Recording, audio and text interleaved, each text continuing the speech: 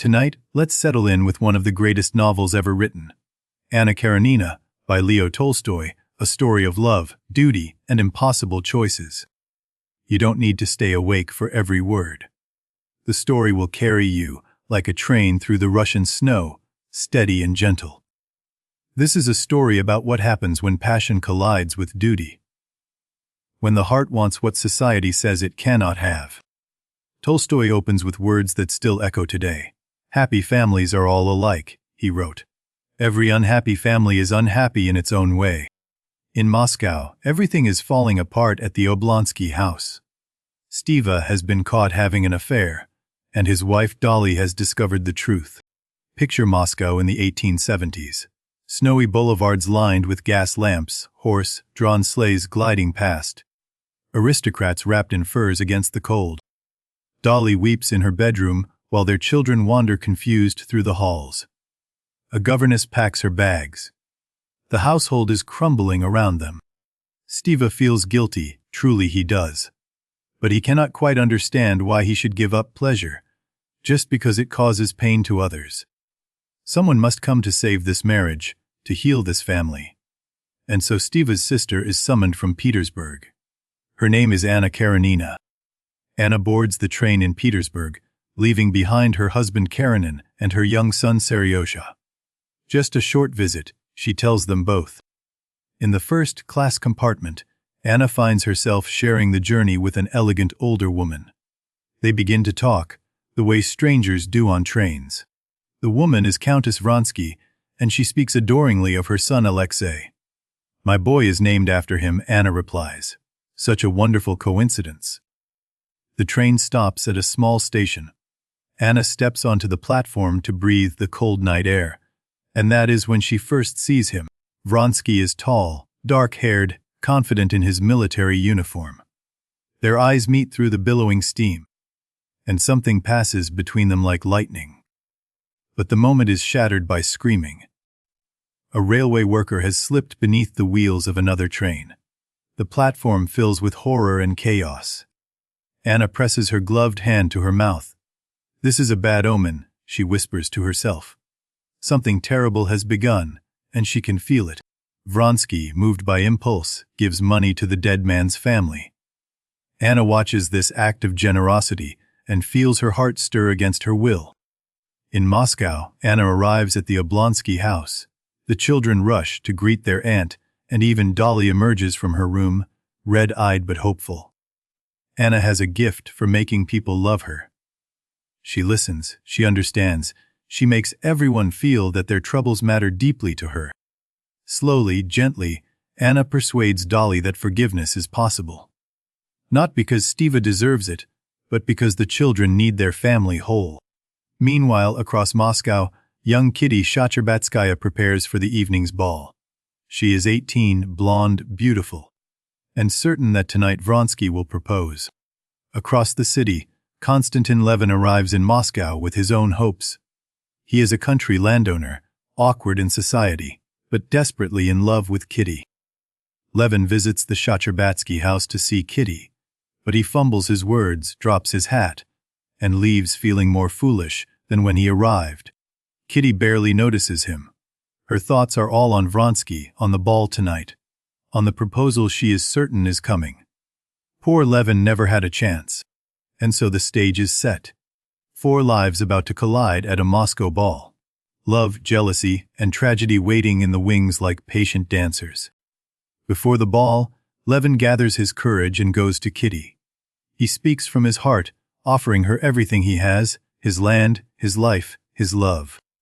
Kitty refuses him as gently as she can. She believes Vronsky will propose tonight, and how can she accept a country farmer when a dashing officer waits? Levin stumbles out into the Moscow streets, blind with humiliation. He books the next train back to his country estate, fleeing the city and its cruelties. That evening, the Shcherbetsky ball begins. Crystal chandeliers blaze with 1,000 candles, and the cream of Moscow society gathers in silk and diamonds. Anna arrives late, and every head turns. She wears black velvet when everyone else wears white, and she is stunning, magnetic, impossible to ignore. Kitty rushes to greet her, delighted. She adores Anna, sees her as the most elegant woman in Russia. She has no idea what is about to happen. Vronsky enters the ballroom and scans the crowd. His eyes find Anna immediately, as if drawn by an invisible thread. Kitty watches, and her smile falters. The orchestra strikes up a waltz, and Vronsky crosses the floor to Anna. He bows, she accepts, and they begin to dance as if no one else exists. From across the room, Kitty watches them dance. She sees how Vronsky looks at Anna, and slowly, terribly, she begins to understand what she has lost. The mazurka comes, the dance that tradition says a man shares with the woman he intends to marry. Vronsky dances it with Anna, not with Kitty. Kitty's heart breaks quietly in the middle of the crowded ballroom. She has been waiting for a proposal that will never come. She was never even considered. Anna herself feels something terrifying awakening inside her. This passion, this attention from Vronsky, it is everything she never knew she wanted, and that scares her. She leaves Moscow the next morning, earlier than planned. She tells herself she is running back to duty, to her husband and son. But she knows the truth. At a station along the route, she steps onto the platform for air, and there he is. Vronsky has followed her, boarded a train just to be near her. The snowstorm howls around them as he declares his feelings. She tells him to forget her, to never speak of this again. But her voice trembles. Anna reboards the train, her heart pounding. She opens her English novel but cannot read a single word. His face is all she can see in the flickering lamplight. Far from Moscow, Levin returns to his country estate. He throws himself into work, hoping that honest labor will drive thoughts of Kitty from his mind. When spring comes, Levin takes up a scythe and works alongside his peasants, cutting hay from dawn until his muscles scream and his mind finally quiets. There is peace in physical exhaustion, in the simple rhythm of blade through grass. For hours, Levin thinks of nothing but the next stroke, the next row. An old peasant named Fyodor works beside him.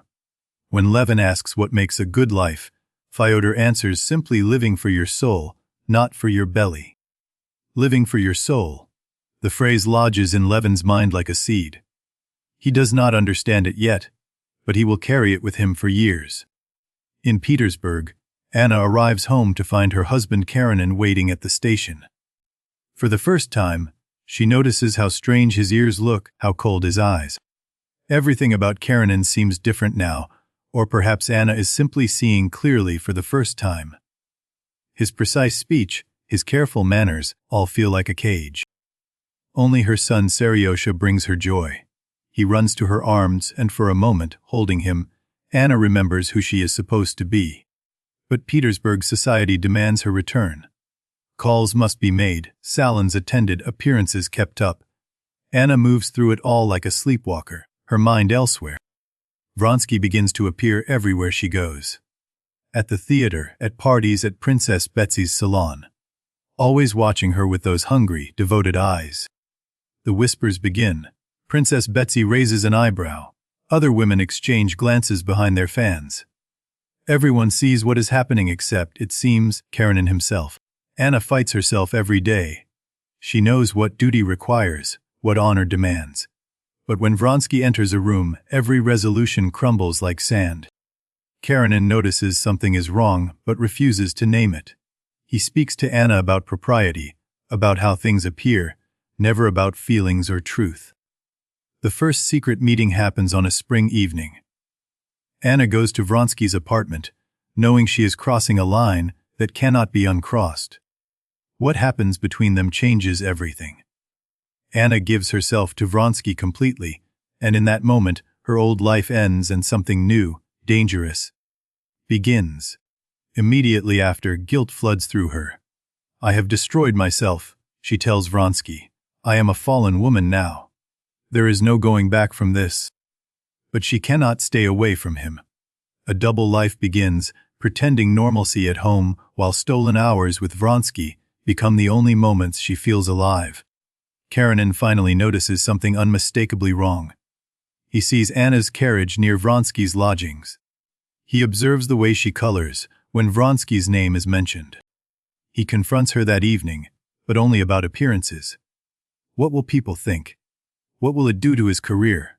Of her heart, he asks nothing. Anna surprises herself with her own defiance. She does not weep or beg forgiveness. She looks at her husband coldly and says nothing he can use against her. Months pass. In Moscow, young Kitty Shacherbatskaya is fading. The rejected girl refuses food, sleeps poorly, and her parents watch helplessly as she wastes away. Doctors prescribe mineral waters abroad. The Shacherbatskys take Kitty to a German spa town, hoping distance and treatment will heal what heartbreak has broken. At the German spa, Kitty meets Varenka, a young woman who spends her days caring for sick invalids. Varenka asks nothing for herself and seems utterly at peace. Varenka reads to the dying, brings flowers to the lonely, and never complains. She has given up personal happiness entirely to serve others. Kitty is fascinated. Kitty tries to become like Varenka. She visits the sick, attends chapel services, attempts to purge all worldly desires from her heart. She fails. The pretense collapses when Kitty realizes she cannot be someone she is not. She is not made for sainthood. She wants to live, to love, to be happy. Strangely, this admission heals her. By accepting her own ordinary nature, Kitty begins to recover. Color returns to her cheeks, appetite to her body. Back in Russia, Countess Vronsky disapproves loudly of her son's entanglement with a married woman. Anna is not a suitable mistress, let alone a potential wife. Vronsky's military duties call. His regiment demands his attention, his fellow officers his company. He cannot spend every hour with Anna, though she wants exactly that. Anna's social world begins to shrink. Certain doors that once opened eagerly now remain politely but firmly closed. The whispers are becoming a roar. Despite everything, the affair deepens. In stolen afternoons and secret evenings, Anna and Vronsky build a world of two, sheltered from judgment, burning with intensity. Then Anna discovers she is pregnant. The child growing inside her is Vronsky's, not Karenin's, and this changes everything. There can be no more pretending, she tells Vronsky, and his face lights with joy even as hers shows fear. A child means permanence, commitment, the absolute end of her marriage in all but name. Summer brings the horse races at Krasnoye Selo. All of Petersburg society will attend, including the imperial family. Vronsky is riding his beloved mare, Fru. Anna sits in the imperial grandstand beside Karenin, her heart racing. Every eye in Russia seems to be watching, and she must pretend to be calm, loyal, ordinary. The race begins and Vronsky rides magnificently. He takes the jumps perfectly, pulls ahead of the field, the crowd roaring as Fru flies over each obstacle. Then comes the final jump. Something goes wrong. Fru stumbles, falls, her back breaking beneath her. Vronsky is thrown clear unhurt, but his horse lies dying. Anna screams and clutches her face in public anguish. Not for the horse, but for him. Her terror, her love, her secret, all exposed in one terrible moment. Karenin's face hardens. You have betrayed yourself, he tells her in the carriage home.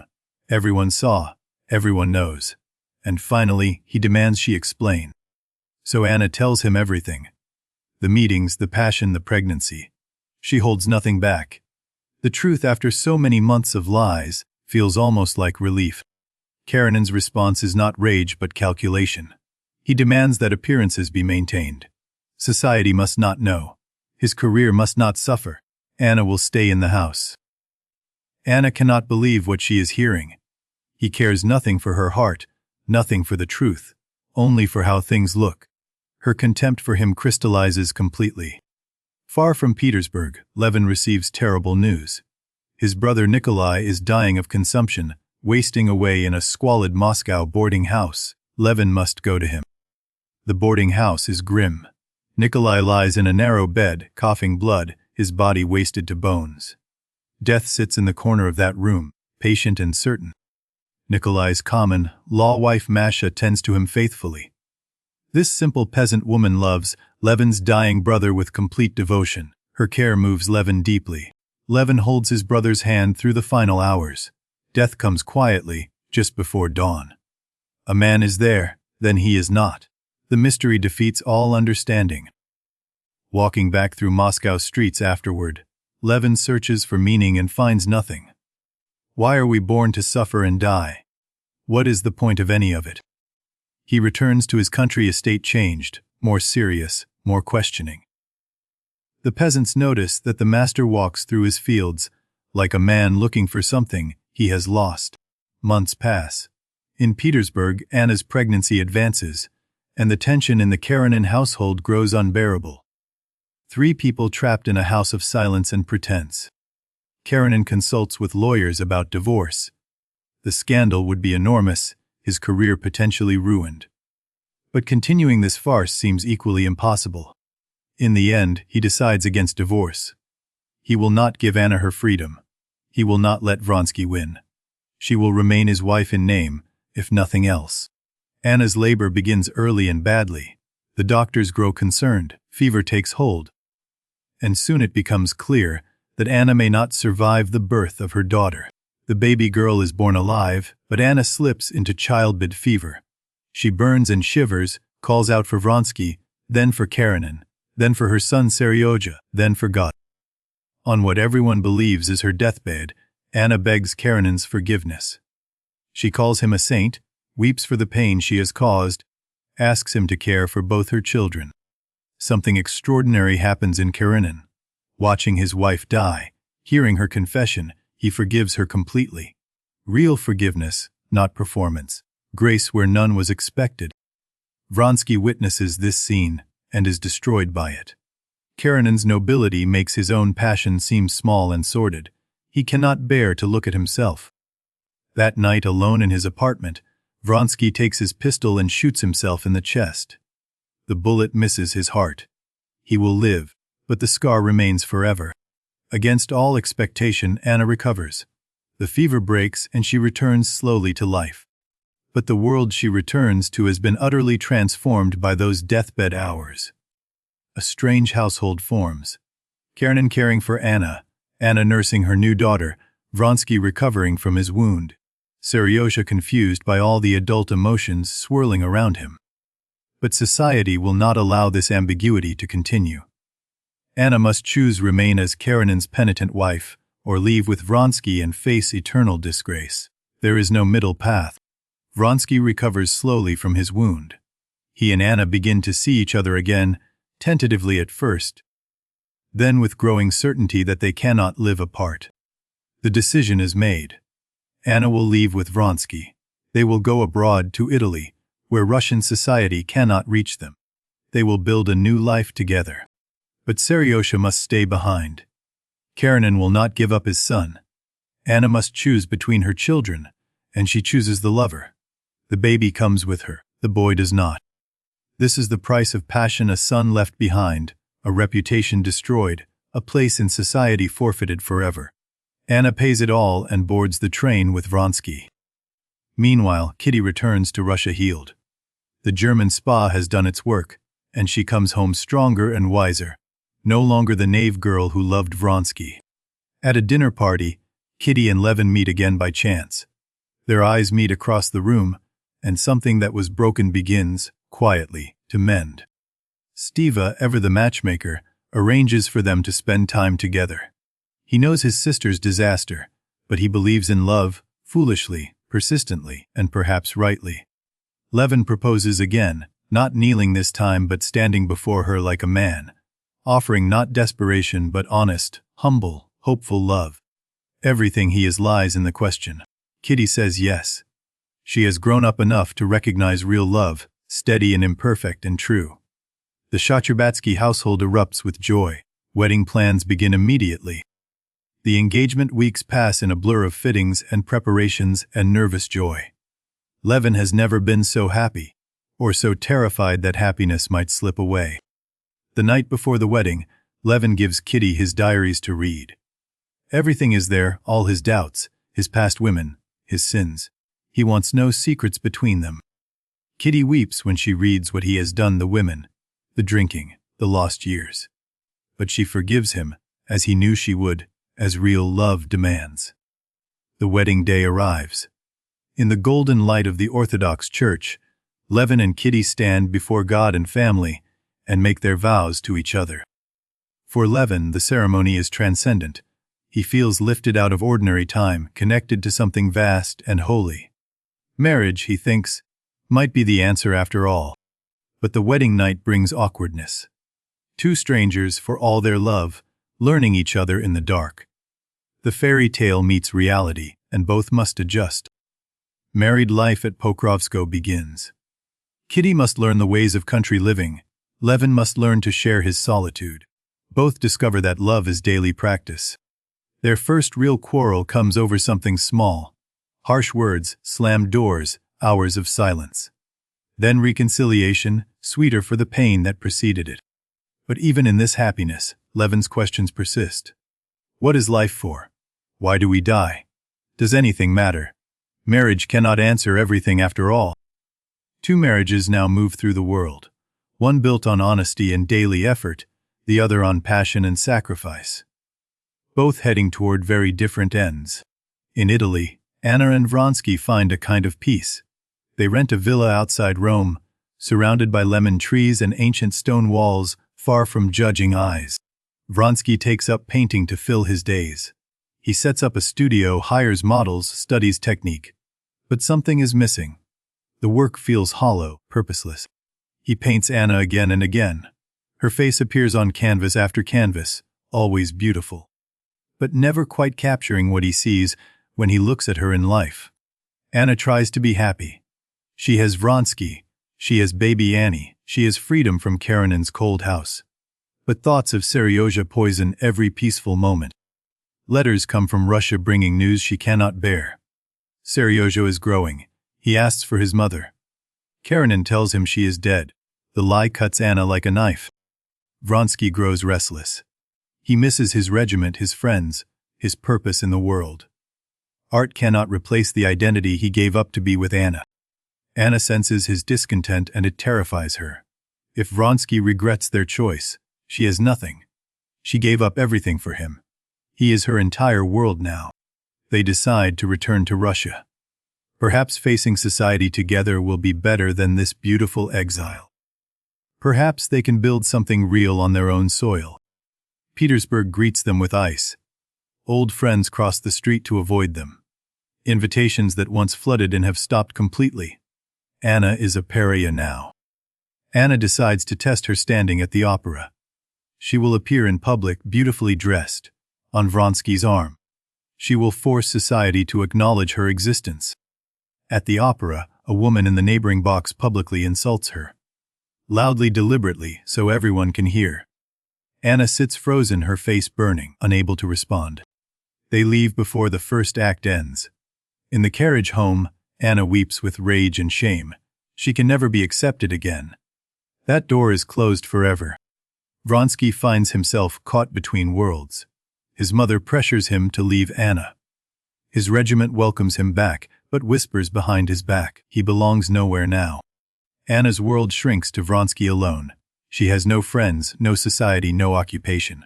When he is with her, she lives. When he leaves, even for hours, she drowns. Seryozha's birthday approaches. Anna cannot bear to miss it.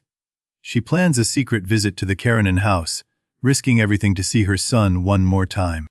She bribes a servant and slips inside before the household wakes. Up the stairs to Seryozha's room. He is sleeping, her beautiful boy, older now, his face still innocent. He wakes and sees her. "Mama," he breathes. They cling to each other, mother and son, trying to absorb enough love to last however long they must be apart. Karenin discovers her there. He stands in the doorway, gray and cold, watching this scene of maternal love with an expression Anna cannot read. He does not rage, he simply waits. Anna must leave. She kisses Seryozha one last time, promises to return, knows she is probably lying. The door closes behind her, and her son's face disappears from view. In the carriage back to Vronsky, Anna's grief curdles into rage. Karenin has her son. Society has her reputation. What does she have left except Vronsky's love? Far from this tragedy, Levin and Kitty build their quiet life at Pokrovsko. Morning tea on the veranda. Evening walks through the birch grove. The the small ceremonies of married love. They argue about small things. A jar of mushrooms preserved wrong. A curtain color chosen without consultation. The daily friction of two lives becoming one. Sometimes Levin finds himself jealous of Kitty's past, of the young men who danced with her before he knew her. These feelings shame him, but they persist. But slowly they learn to trust. Each small misunderstanding resolved, each forgiveness given, builds something stronger than the passion that began it. This is what marriage actually is. Kitty discovers she is pregnant. The news fills Levin with joy and terror in equal measure. A child, his child. A new life he will be responsible for forever. As Kitty's belly grows, Levin remembers his brother dying. Birth and death, so close together in his experience. He cannot stop thinking about all the things that could go wrong. Anna and Vronsky move to his country estate, Vozdvizhinsko. Perhaps distance from Petersburg will help. Perhaps building something together will give their love a foundation. Vronsky throws himself into building a hospital for the local peasants. He needs purpose, needs to feel useful. The construction gives him something Anna alone cannot provide. Levin attends the local Zemstvo elections, trying to engage with Russian civic life. The meetings are tedious, full of petty politics and meaningless speeches. He wonders why he came. Liberals and conservatives shout past each other. Everyone seems certain of their position. Levin alone sits in doubt, unable to believe fully in any political solution. He returns home convinced that politics cannot answer his real questions. How should a man live? What makes existence meaningful? These are not matters for voting or legislation. At Vozdvizhinsko, Anna's isolation deepens. No neighbors visit. The local gentry wives will not receive her. She has only servants, her daughter, and Vronsky. It is not enough. She clings to Vronsky more tightly with each passing day. Where are you going? When will you return? Every absence feels like abandonment, every distance like betrayal. Jealousy becomes her constant companion. That peasant girl who smiled at him. That landowner's wife who sent a letter about the hospital. Anna suspects them all. Their arguments grow more frequent and more bitter. Passionate reconciliations follow, but each time something is lost. The cycle accelerates, spiraling toward something neither can name. Anna has trouble sleeping. A doctor prescribes morphine for her nerves. The drug brings relief at first, a softening of the sharp edges of her anxiety. But the drug demands more each time. Reality begins to blur at the edges. Anna's perceptions shift, distort. She cannot always tell what is real and what her fears have invented. Dolly comes to visit, the first real friend brave enough to face society's judgment. She brings news of Moscow, of her children, of the normal world Anna has lost. Anna performs happiness for Dolly. She shows off the estate, the hospital, her wardrobe, her horses. Everything is wonderful, she insists. She has never been happier. But Dolly sees through the performance. She notices Anna's too thin frame, her nervous energy, the way her eyes follow Vronsky with anxious intensity. This is not happiness. In private, Dolly confesses her own marital troubles. Stiva continues his affairs. She has thought about leaving but cannot. The children, the money, the fear of the unknown all trap her. Anna thinks Dolly's prison is worse than her own. At least Anna chose her cage. At least she has passion. But looking at her friend's tired face, she is not so sure. Anna tells Dolly her darkest secret. She is using methods to prevent more children. She cannot bear to bring another life into her uncertain situation. Dolly is shocked. Without more children, without marriage, without society, what is Anna's position? She is neither wife nor widow, neither respectable nor free.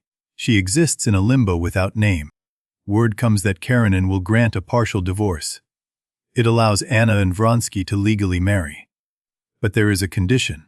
Karenina keeps full custody of Seryoza forever. Anna cannot accept losing her son completely. Even now, even after everything, she hopes somehow to get him back. She refuses to sign away his future forever. So nothing changes. Anna remains technically married to Karenina, technically unable to marry Vronsky, technically able to be reclaimed at any moment. The limbo continues indefinitely. Countess Vronsky visits her son's estate. Her disapproval poisons every room she enters.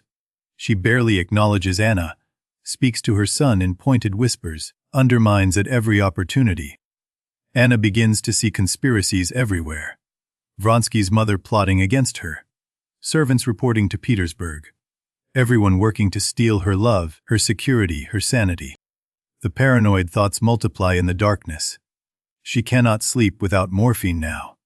And with morphine, she cannot think clearly. The trap tightens from inside. At Pokrovskoe, Kitty's labor begins. Levin paces the hallway, hearing her screams, helpless to aid or comfort. This is what he feared.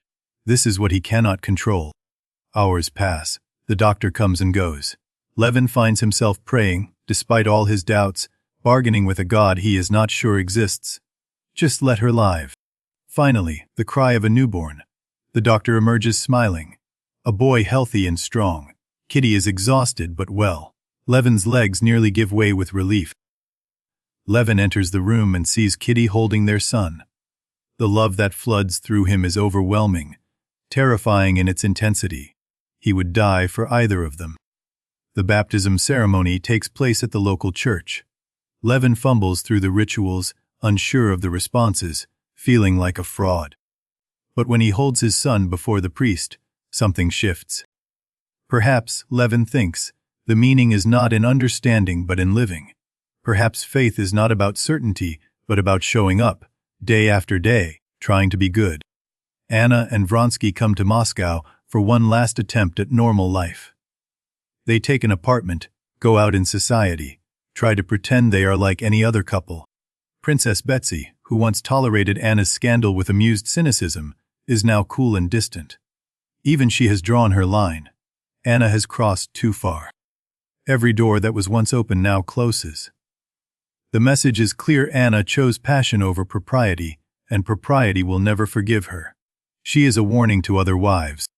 Vronsky's ambitions begin to stir. He hears of political positions, of opportunities for men of his background. He could matter again. He could be something more than Anna's lover. But such positions require a respectable wife, not a scandalous mistress. Anna, who gave up everything to be with him, is now an obstacle to his advancement. Anna feels him pulling away hour by hour. His attention wanders. His patience thins. He has business to attend to, people to see, a world beyond their rooms. They no longer understand each other.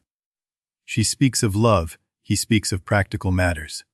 She asks why he does not look at her the way he once did. A dinner party becomes a battlefield. Anna accuses him of preferring other women's company. He accuses her of suffocating him. Words that cannot be taken back fill the room. Vronsky leaves to visit his mother. A routine call, he says. He will be back in a few hours. But Anna's mind cannot accept his absence, not now. Alone in the apartment, Anna's thoughts spiral. He is leaving her. He regrets everything. He is with another woman right now. The morphine makes the fears feel like certainties. She writes a telegram. Come at once, must see you urgent. She sends it to his mother's house, then waits. Surely he will come. Surely he still loves her. Minutes pass like hours. She watches the clock, counts seconds, imagines every possible reason for his delay. Each minute of silence confirms her worst fears. He does not come. He does not respond. Of course not. He is with them, the people who matter, the world that accepts him and rejects her. She has lost him. She takes a carriage out into Moscow streets, determined to find him, to confront him, to force him to see her, to love her again or tell her the truth. Moscow passes outside the carriage window, but Anna barely sees it. The people on the streets are grotesque, ugly, hateful. Everyone is lying. Everyone is performing, nothing is real. A couple walks arm in arm, laughing. They make Anna sick. All these people pretending at happiness, pretending at love, when underneath is nothing but selfishness and cruelty. The carriage arrives at Countess Vronsky's house. Anna goes to the door, but she is told the Count left an hour ago. He is at the railway station, seeing someone off. To the railway station, she commands the driver. She will find him there. She will make him look at her, She will make him remember what they had. The station. Anna steps onto the platform and memory floods through her. This is where it began. This is where she first saw him, through the steam. The railway worker crushed on the tracks that first night. The omen she felt and ignored. Everything that followed began here, on a platform just like this one. A freight train approaches, its engine roaring, wheels grinding on iron rails. Anna watches it come, mesmerized by its power, its indifference, its absolute unstoppable force. What am I doing here? The question floats through her mind. Vronsky does not love her. Seryozha is lost to her. There is nothing left. Why continue this agony? She thinks of a candle. The way a candle flickers and smokes and finally goes out. That is all life is. A light burning briefly in the darkness. The train is close now. Anna walks to the edge of the platform. She looks down at the wheels, the space between car and rail, and she knows. One step forward. The world tilts. Metal screams. Then nothing but darkness, rushing release. Anna Karenina, at the age of 29, is gone from this world forever. The news reaches Vronsky within the hour. At first he does not understand. Then he does. And the understanding destroys something in him that will never grow back. He had received her telegram. He was coming back. Another hour and he would have been there. But he was too late. He will always be too late now. Vronsky goes to the station. He sees what is left. He stands there unable to speak or move, as workers and officials bustle around him like he does not exist. All of Petersburg is shocked. All of Petersburg whispers, "Poor Anna," or "Foolish Anna," or "Wicked Anna," depending on who is speaking and how well they knew her. Karenin takes baby Annie into his household. He will raise both children now, the son who was always his and the daughter who was not. His duty is clear. Seryozha learns his mother is truly dead now, not the pretend death his father invented. The boy does not cry. Something closes inside him that will take years to reopen. Vronsky cannot work, cannot eat, cannot sleep. He wanders his apartment seeing her everywhere, hearing her voice, reaching for her hand and finding nothing but empty air. War is brewing in the Balkans. Serbia needs volunteers to fight the Turks. Vronsky signs up immediately. Perhaps a bullet will do what he cannot do to himself. At the Moscow station, the volunteer train prepares to depart for the front. Vronsky stands among doomed young men, seeking the same oblivion they seek, asking nothing of tomorrow. Levin hears of Anna's death from Stiva, a woman he barely knew, yet her story haunts him. What drives someone to such an end? What despair, what darkness? He cannot stop thinking about it. Anna had love, beauty, passion, everything the world calls valuable. Yet she threw herself beneath a train. What was missing? The questions intensify. If life has no meaning, why continue it? Levin finds himself hiding guns and ropes, afraid of what his own hands might do in a moment of despair. He has everything: a wife who loves him, a healthy son, land and work and purpose. Yet the void yawns beneath his feet. Success has not answered anything. One afternoon, walking through his fields, Levin encounters a peasant repairing a fence. They fall into conversation about a mutual neighbor. He lives rightly, the peasant says, for his soul. For his soul. The phrase echoes what Fyodor said years ago cutting hay. Living for your soul, not your belly. Levin has heard these words twice now. He begins to listen. Something shifts inside him. Not answers exactly, but the end of needing them. Faith is not knowing. Faith is choosing to live well each day, despite not knowing. A thunderstorm breaks over Pokrovskoe. Lightning, crashing rain, wind-bending trees. Levin runs toward the house, suddenly terrified for Kitty and Mitya. Are they safe? He must find them. He bursts through the door and finds them. Kitty is calm, reading by lamplight. Mitya sleeps in his cradle. They are safe. The relief that floods through Levin is almost holy. This is it, he realizes, this moment. This love. This daily choosing to care for these people. The meaning of life is not a theory to be proven, but a practice to be lived. Later that night, the storm passes. Levin steps outside and looks up at the stars. The same stars that shone over Anna, over Vronsky, over everyone who ever suffered and loved. He will still have doubts. He will still struggle. But something has changed. Faith now means not certainty but commitment, choosing goodness even when evidence fails. Tomorrow he will wake and work and love imperfectly. He will fail and try again. This is all faith asks. This is all life allows. It is enough. Kitty finds Levin change but cannot quite name how. He is quieter, more present. He holds Midia longer, listens more carefully. Something difficult has resolved in him. Their marriage continues imperfect and honest. Quarrels come and pass like weather. Love deepens through friction, not despite it. This is the human way. Baby Mitya grows day by day, discovering the world with fresh amazement. His first smile, his first word. The small miracles that anchor life to meaning without philosophy. Evening falls on Pokrovskoe. Levin sits in his study, papers before him, but his mind is at rest. Through the window, he can see Kitty walking with Midia in the garden. Two paths have been shown to us. Anna chose passion without foundation and found destruction. Levin chose ordinary love and daily faith and found, not happiness exactly, but sufficiency. The novel does not judge them. Tolstoy shows both lives with equal compassion, equal understanding. Neither was simply right or wrong. Both were human, trying to live. And perhaps that is the only answer this great novel offers. Keep living, keep choosing, keep loving imperfectly. The questions never end, but neither does the attempt to answer them. Now let us step back from Anna's world and meet the man who created her. Leo Tolstoy, born into Russian aristocracy, destined to become one of humanity's greatest writers. Picture a young count in peasant clothes, working alongside serfs in the fields. Even as a child, Tolstoy felt drawn to the common people, their wisdom, their suffering. His parents died when he was young. Raised by aunts and tutors, he grew up restless, brilliant, tormented by questions that would haunt him his entire life. He went to university but found the lectures tedious. He gambled away portions of his inheritance. He chased women and argued philosophy, and searched desperately for something worth believing. Then came the Crimean War. Tolstoy volunteered for artillery duty and found himself at the siege of Sevastopol, where Russian soldiers died by thousands defending their crumbling fortress. He saw men blown apart by cannonballs. He heard their screams and prayers.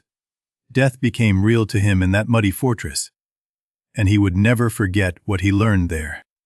From this experience came his Sevastopol sketches, stories that showed war without romance or patriotic lies.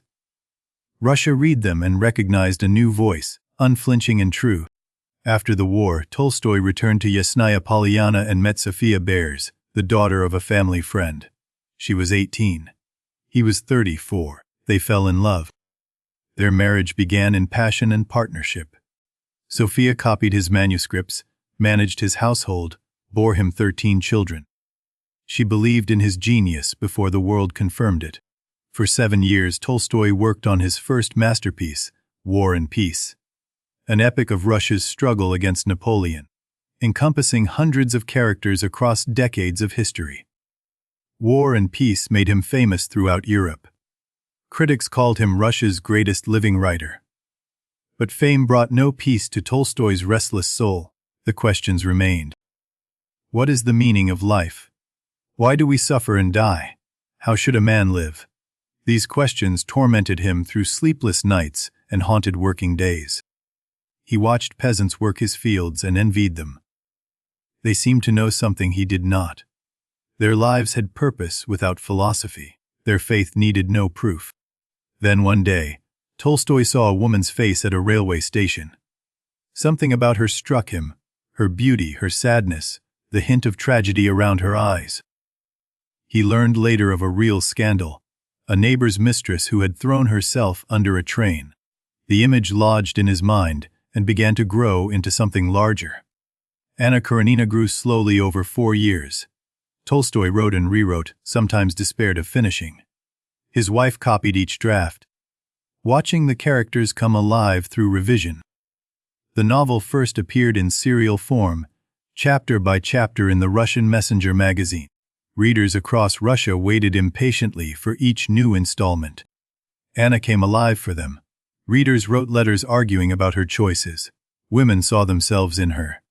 Men debated whether Vronsky was a hero or a cad. The serial publication meant months between chapters. Readers who fell in love with Anna in January had to wait until spring to learn what happened next. In drawing rooms across Russia, the debate raged. Was Anna a victim of cruel society or the author of her own destruction? Tolstoy gave no easy answers. Some women whispered that they understood Anna completely. Trapped in loveless marriages, forbidden to divorce, watched constantly by society's judging eyes, she spoke their secret truths. Some readers found Levin tedious, his philosophical wanderings interrupting the drama of Anna's passion. Why so much time on a farmer's spiritual crisis when Anna was suffering? But Tolstoy insisted on the balance. Levin was not a digression. His story of finding meaning through ordinary life was the counterweight to Anna's destruction through extraordinary passion. Without Levin, Anna Karenina would be merely a tragedy. With him, it becomes a question about how to live, with two radically different answers shown side by side. In Petersburg, Fyodor Dostoevsky read Anna Karenina with admiration and envy. Here was his great rival's masterpiece, and even he had to acknowledge its power. The two giants of Russian literature never met in person, though they moved in overlapping circles. Perhaps the rivalry was better maintained at a distance. The 1870s were Russia's golden age of fiction. Tolstoy, Dostoevsky, Turgenev, Chekhov beginning to write. Petersburg's salons buzzed with literary argument and ambition. Just 14 years before Anna Karenina began appearing, Tsar Alexander II had freed the serfs. Russia was transforming, old certainties crumbling, new questions arising everywhere. The aristocracy Tolstoy depicted was living on borrowed time. They sensed it too, the vague unease beneath the balls and dinner parties, the feeling that their world could not last. For women of Anna's class, almost nothing had changed. They remained property, first of fathers, then of husbands.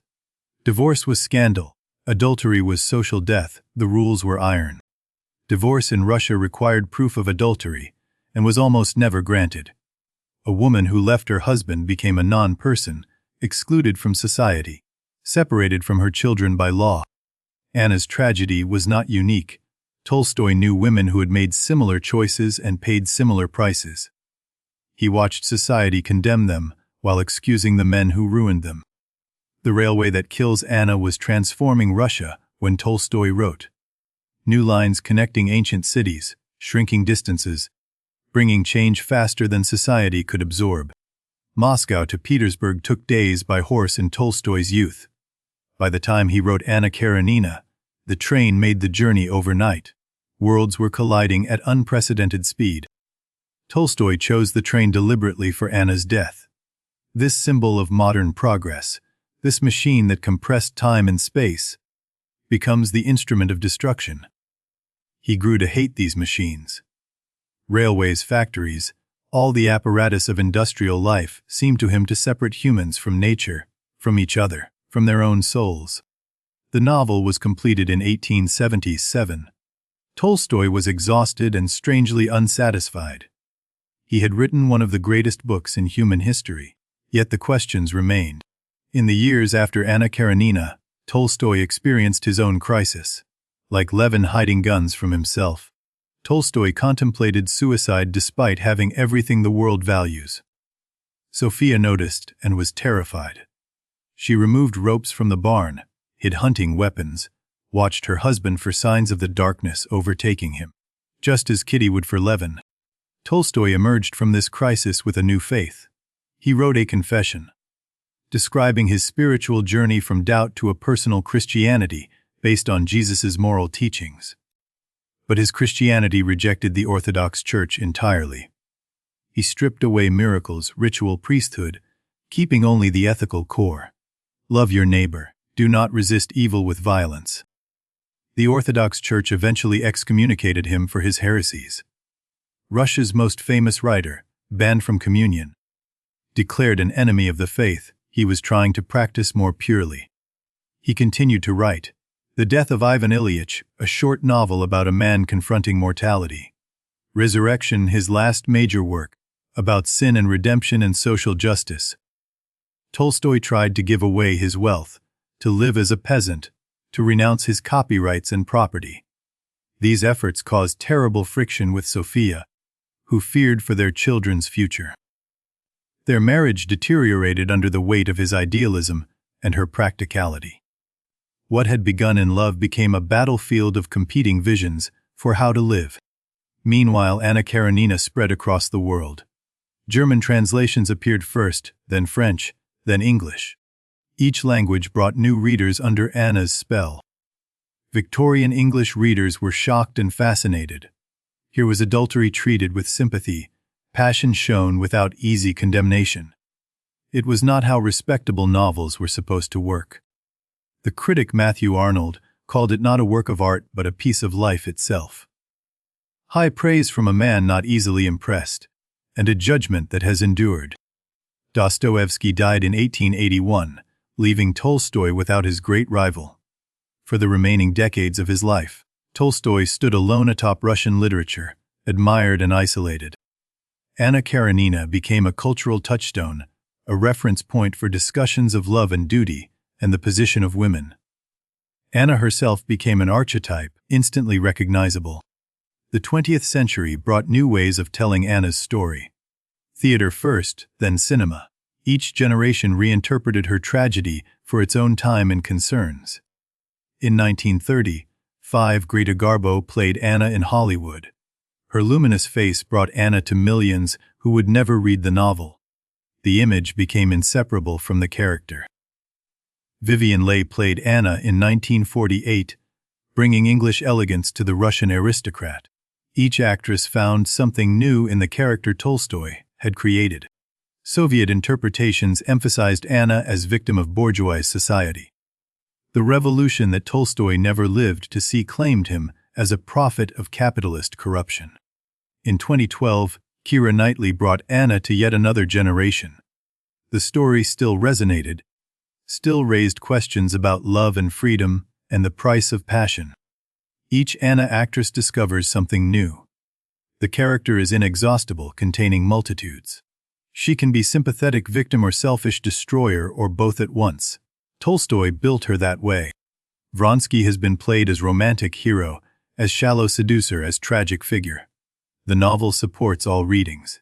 Tolstoy did not simplify his characters into easy categories. Levin usually suffers in adaptation. His philosophical wanderings are harder to film than Anna's passion. Directors cut his scenes, reduce his role, missing half of Tolstoy's design. But Levin is Tolstoy. The searching, doubting farming, philosophizing landowner is the author's self-portrait. Without him, the novel loses its balance, its questioning, its hope. New readers still discover the novel every year. Students assigned it in school, adults seeking great literature, people who saw the film and wanted more. The book waits for them. The debates about marriage that Anna Karenina dramatizes continue unresolved. Should we stay in unhappy unions for duty's sake? What do we owe our children, our desires, ourselves? Women's autonomy remains contested ground. Anna's dilemma, different in details, echoes in every society where women must choose between their desires and their respectability. Levin's question about finding meaning through work and family, rather than grand philosophy, resonates in an age of constant distraction and perpetual seeking. What makes a life worthwhile? Tolstoy himself died in November 1910 at a railway station, of all places. He had run away from home at 82, fleeing his unhappy marriage. The station master's house became his deathbed. Journalists and disciples gathered outside. The world watched as the great novelist approached the mystery he had spent his life exploring. He died at a train station just like Anna. The coincidence was noted by everyone. The iron rails and steam engines that killed his character now formed the backdrop of his own end. He was buried at Yasnaya Polyana as he requested, in a simple grave with no cross, no marker. Just a mound of earth in the birch forest, where he had played as a child. Today, Yasnaya Polyana is a museum. Pilgrims come from every country to walk where Tolstoy walked, to see his standing desk, to feel the presence of greatness in ordinary rooms. Anna Karenina has never gone out of print. New translations appear regularly, each trying to capture Tolstoy's voice for new readers. The novel renews itself with each generation. In reader polls asking for the greatest novel ever written, Anna Karenina appears near the top, decade after decade. Its place in literature seems permanent, unshakable. What makes it endure? Perhaps the way it refuses easy answers. Tolstoy does not tell us how to live. He shows us people trying to figure it out and mostly failing. Anna chooses passion and is destroyed. But Tolstoy does not condemn her. He follows her with compassion into the darkness, understanding why she made her choices, even as he shows their cost. Levin chooses ordinary life and finds not happiness exactly, but something sustainable. His doubts never fully resolve. His faith remains shaky, but he keeps going. Perhaps that is victory enough. Neither path is right for everyone. That is part of the novel's wisdom. We are all different, with different needs and capacities. Anna's passion was real even if it destroyed her. The honesty of the book is overwhelming. Tolstoy shows his characters' contradictions without smoothing them into consistency. People are messy. He knows. He shows. Anna is sympathetic even when she is cruel. Her jealousy and paranoia make sense given what she has lost. We understand even as we see her destroying herself and those around her. Karenin begins as a monster of cold propriety, yet his forgiveness at Anna's deathbed is genuine and moving. Even he contains depths we did not expect, even he surprises us. Vronsky believes he loves Anna, and perhaps he does. But his love has limits she cannot accept. He is not a villain, just a man, limited as all men are. Levin doubts until the very end. His faith is a decision, not a conclusion. He chooses to believe because the alternative is unbearable, and he chooses again each morning. Kitty grows from knave girl to capable woman without losing her essential goodness. Her ordinariness becomes her strength. She does not need to be extraordinary to be enough. Each reader finds their own truth in the novel. Some come away condemning Anna, some pitying her. Some envying her courage to live authentically whatever the cost. The conservative reader sees a warning against the destruction that follows when duty is abandoned. Anna's death confirms the wisdom of traditional arrangements, whatever their cost in personal happiness. The romantic reader sees a tragedy of a world too cruel to accommodate great love. Anna deserved better. Society, not she, is condemned by her death. The existentialist reader sees both Anna and Levin confronting meaninglessness. One breaks under the weight. One finds a way to carry it. Neither answer is final. Perhaps all these readings are true. That is Tolstoy's genius, to write a book that contains more than any single interpretation can capture. The novel is bigger than our theories about it. The epigraph Tolstoy chose haunts the reader. "Vengeance is mine, I will repay, saith the Lord." But who is being punished? And by whom? And for what? Does God punish Anna? Does society? Does she punish herself? The novel refuses to say clearly. The judgment is passed, but the judge remains hidden, as in life. The question remains open, as it does in every human life. We make choices, consequences follow, and we never quite know whether we chose rightly. Anna Karenina offers no comfort on this score. 800 pages of love and doubt, of passion and philosophy, of trains and wheat fields. One impossible question at the center of it all: how should we live? Tolstoy did not answer the question. He lived it, struggled with it, wrote it into stories that help us struggle with it ourselves. Perhaps that is all any teacher can do. So here we are, at the end of our journey through Tolstoy's great novel. The night has deepened around us, and the story has been told. Anna stepping onto that platform, the train approaching, the moment of decision. Her last thought was of a candle flickering out. And then darkness, and then peace. Levin standing under the stars, finally at rest with his questions. Not answered, but no longer tormenting. Choosing each morning to believe, to love, to continue. Two endings for two people. One finding release in death, one finding something like faith in life. Tolstoy does not tell us which is right, he trusts us to wonder. He gave us both stories because both are true. Some of us are Anna, burning too bright for this world. Some of us are Levin, muddling through toward meaning. If tonight you feel like Anna, trapped and yearning, know that Tolstoy understood. He followed her with compassion into the darkness. You are not alone in that feeling.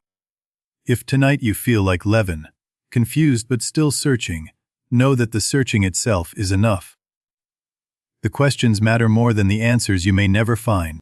Both are valid places to be. The novel makes room for both. And tonight, in this quiet hour, so do we. Can you feel that space opening? The trains have stopped running now. The platforms are empty. The iron rails cool in the night air. Nothing is rushing toward anything. Just stillness, just breath. The wheat fields of Pokrovskoe stretch out under stars. Somewhere Levin sleeps beside Kitty.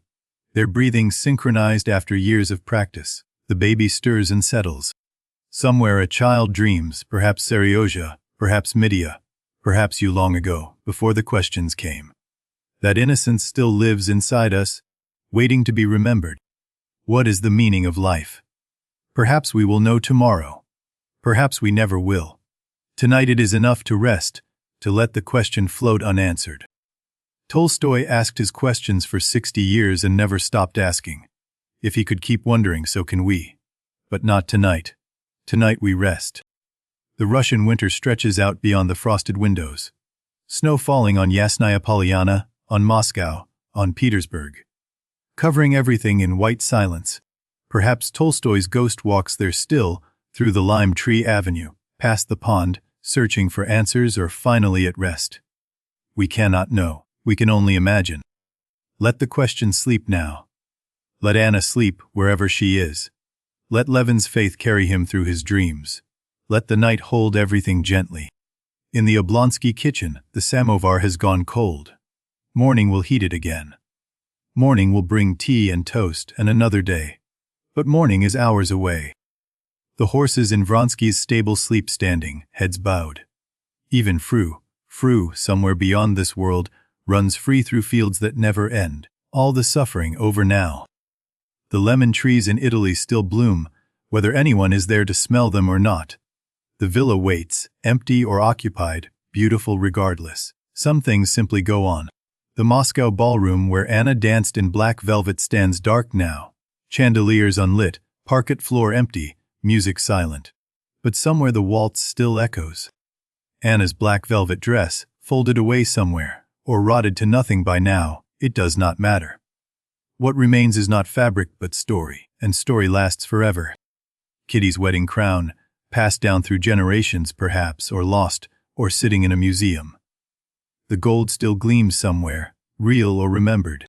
These images float through your mind now, detaching from narrative, becoming pure sensation. A train whistle. A wheat field. Dark eyes starlight, let them drift. The train station platform is safe tonight. No trains coming. No decisions to make. Just wooden boards under your feet, gas lamps glowing, nowhere you need to be. Other travelers sleep in carriages somewhere, rocking gently toward home. Everyone is going home tonight. Everyone will arrive safely. The journey always ends in rest. The candle in Levin's study has burned almost to its base. In a moment it will gutter and go out. But not yet. Still a little light left. Levin has set down his pen for the night. No more words needed. No more questions. Just the sound of his own breathing and the distant sound of wind. Beside him, Kitty breathes slowly, peacefully. The rhythm of her sleep is the rhythm of the years they will share. This is what faith looks like. This is enough. Outside their window, all of Russia sleeps under snow. Vast distances, countless lives, infinite stories. And above it all, the same stars Levin looked up at in wonder. 800 pages have become one memory now. One feeling. The weight of a great story settling into you, becoming part of who you are, quietly, without effort. Happy families are all alike, Tolstoy wrote. Every unhappy family is unhappy in its own way. But tonight all families are sleeping, and in sleep all are alike. That famous first line returns now, a bell tolling softly. Happy families are all alike. Let it ring once, fade and be gone. You do not need to hold it. You do not need to remember anything. The story is inside you now. It will be there when you wake, changed slightly, made yours. That is how great books work. Morning will bring new chapters. Not of this book, but of your own life. Your own choices, your own loves, your own questions. But that is hours away still. Tonight is only rest, only breath, only the darkness that holds you gently and asks nothing of you. No decisions, no judgments, only sleep. Thank you for traveling with me tonight to Russia. Through Moscow ballrooms and country estates, through passion and philosophy, through Tolstoy's vast and generous heart, through Anna's tragedy and Levin's hope, through questions that have no answers and loves that have no endings, through one of the greatest stories ever told. Sleep now. The trains are still. The questions can wait. The wheat fields stretch out golden under a moon that watches over everything and everyone, asking nothing in return. Until next time, when another great book awaits. Another world to explore together. Another night like this one, quiet and full of story. But now, only rest. Good night. Rest well and dream, if you dream at all, of golden wheat fields and starry Russian skies. The story is told. The night is yours. Sleep now.